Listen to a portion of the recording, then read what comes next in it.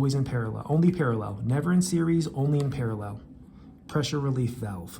All right, never compress with O2 or compressed air. Never pressurize with oxygen or compressed air, O2 or compressed air.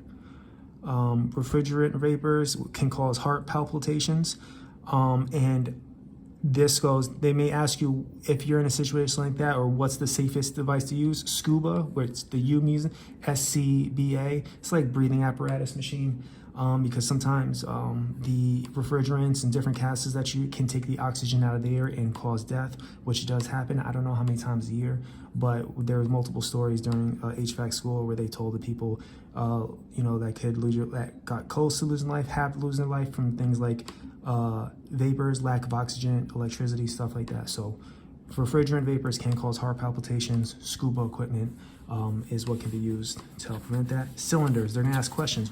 Tell me what it looks like. Yellow top, gray body. Yellow top, gray body, how I remember that is Carrot Top, the prop comic. Yellow top, he doesn't have a gray body, but that's how I remember. Yellow top, carrot top, that's the answer. And then gray body, that's what a cylinder looks like. You fill it up to 80% capacity by weight, and it's hydrostatically tested every 5 years, and you never reuse a disposable cylinder. So disposable cylinders, is never used to recover. I apologize. Disposable cylinders are never used to recover, okay? Let's see what we got here. Shipping. When it comes to shipping these cylinders, Department of Transportation is in charge of regulations, page 14, and then you ship them positioned upright. Okay, positioned upright, and Department of Transportation is in the regulations. All right, now all that was basically just core. Now we're on type 1, small appliances. That's what type 1 is, small appliances, things that are hermetically sealed. When you see hermetically sealed, probably gonna be talking about type 1. Usually less than 5 pounds of refrigerant, no split systems, no MVAC, which is motor vehicles, no drop-in, stuff like that. You repair small leaks, they talk about on page 17, where it's not mandatory that it has to be immediately done. It's kind of like do it when necessary, because it's such a small system, as opposed to with the larger systems when there is actual timelines and things like that. All right, so, and then pungent odor. Pungent odor is usually a sign of a compressor burnout. You're gonna see pungent odor, you see pungent odor, think compressor burnout. That's interesting. It's kind of like, those, your grandparents may have had like an old refrigerator and it has like that pungent odor. And now I know that, I thought it was just the plastic or something, but that pungent odor, compressor burnout. All right, type 2. Now type 2 has to deal with medium, high, and very high pressures. So what's missing? Because we already talked, low, medium, high, and very high. Where's low at? Low would be type 3. So type 1 is small appliances, type 2 is medium, high, and very high pressure appliances. Type 3 is just low. We're not at type 3 yet, but type 3 is just low. Comfort cooling, and then I'll have to do a chart on comfort cooling, commercial refrigeration, and IPR. Let me get to that real quick. Yeah, industrial process refrigeration. So we're gonna get with that, the difference. I'll make a chart, but know those things: comfort cooling, commercial refrigeration, and IPR, which is industrial process refrigeration. If you're looking for how much refrigerant an item needs, you're gonna refer to the equipment nameplate. Understand the leak repair timeframes. I'll do a chart. Leak repair timeframes. If you see 125% of a full charge, basically if there's a leak rate of 125%, which means it leaked everything in it plus 25%, that has to be reported to the EPA. So 125% gets reported to the EPA when it comes to leaks. Mothball on page 20 and 25, that basically means that you can take the item out of service, but you don't have to warehouse it. You can simply just basically take it out, put it to the side, maybe put a tarp over it or something like that.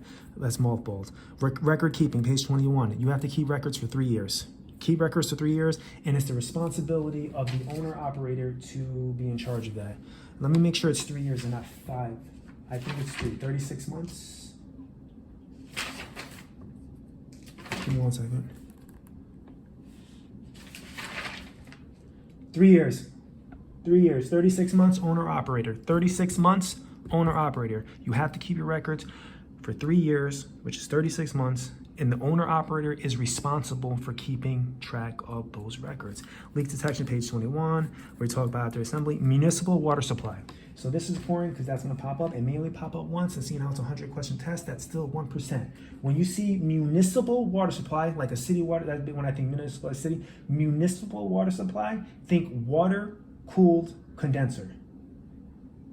Water-cooled condenser. Municipal water supply, water-cooled condenser.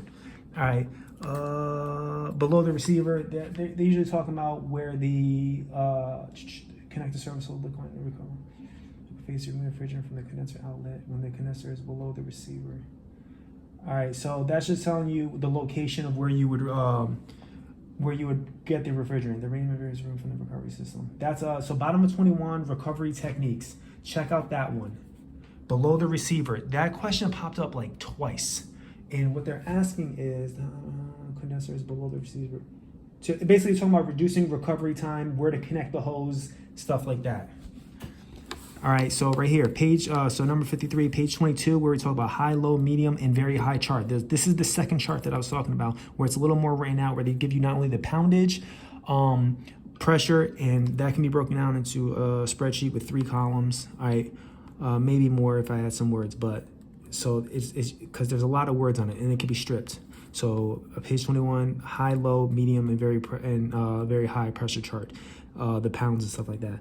When it comes to the moisture sight glass, they say use rubbing alcohol, aka isopropyl alcohol, to wipe it down to prevent freezing, to wipe away the ice. Accumulate water prevent. So an accumulator. It's called an accumulator. It should prevent water from rolling back into the compressor, I believe. Let me just recheck that real quick. Yep, prevent liquid that may flow from the evaporator, and it prevents it from flowing back into the compressor because you don't want water in the compressor. That's what an accumulator does. It prevents that backslide so that it drips off, it goes into that accumulator. Now, when it comes to backseat things, backseats, I want to word it perfectly. When it comes to suction and service shutoff valves, they need to be backseated. Suction and service valves, they need to be backseated, and they need to